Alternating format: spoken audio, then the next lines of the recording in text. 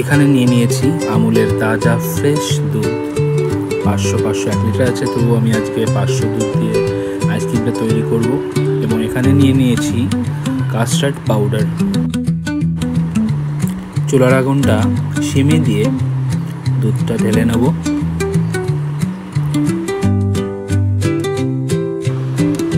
এরকম অবস্থাতে জালটা একদম কমিয়ে দিতে হবে, না হলে বলক উতরে আপনাদের গ্যাস ওভেনটা একদম নষ্ট হয়ে যাবে।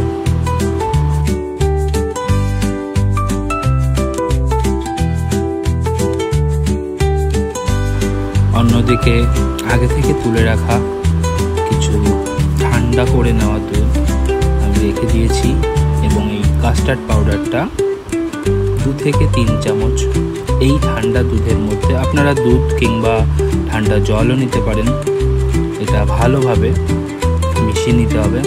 তবে ঠান্ডা দুধ বা জল নেবেন, নতুবা গরম নিলে পরে এটা দলা পাকিয়ে যাওয়ার সম্ভাবনা থাকবে।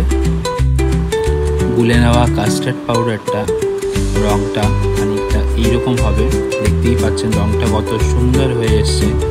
এখানে কোনো ফুড কালার ব্যবহার করার কোনো রকম দরকার নেই, এখানেই সুন্দর একটা রং চলে এসছে। অন্যদিকে 1 কাপ মতো চিনি আমি নিয়ে নিয়েছি, এটা দুধের মধ্যে দিয়ে দেব।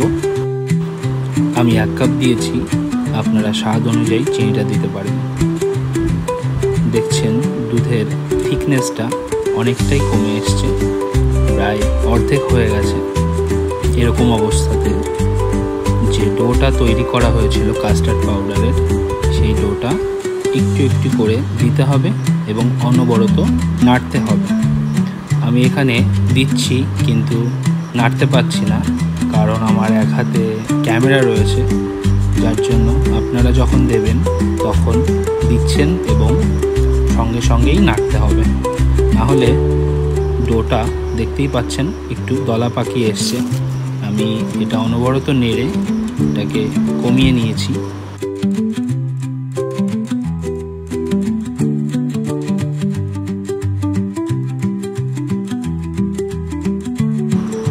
দেখতেই পাচ্ছেন রংটা কত সুন্দর চলে এসছে এবং থিকনেসটাও অনেকটাই আগের থেকে গাঢ় হয়ে গেছে।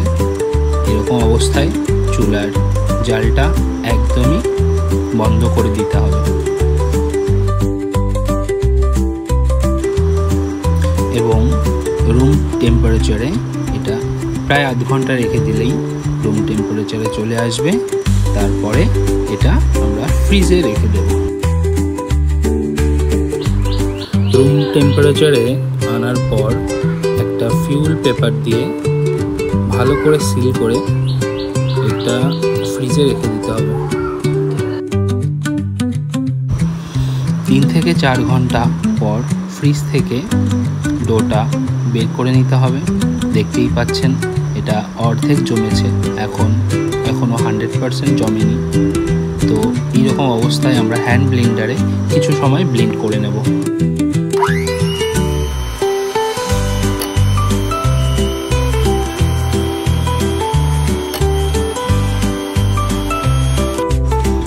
যদি আপনাদের কাছে হ্যান্ড ব্লেন্ডার না থাকে তাহলে কাঁটা চামচ কিংবা ডিম ফাটানোর যে উপকরণ বাড়িতে থাকবে সেটি দিয়ে আপনারা ভালো করে মিক্স করে নিতে পারেন।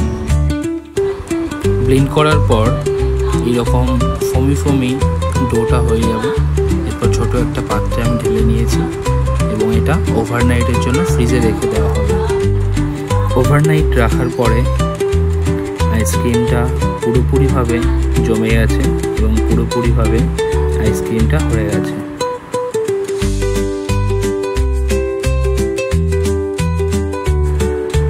সুন্দর ক্রিমি এবং সফটনেস দেখতে পাচ্ছেন আপনারা। আমি চামচ দিয়ে কাটছি,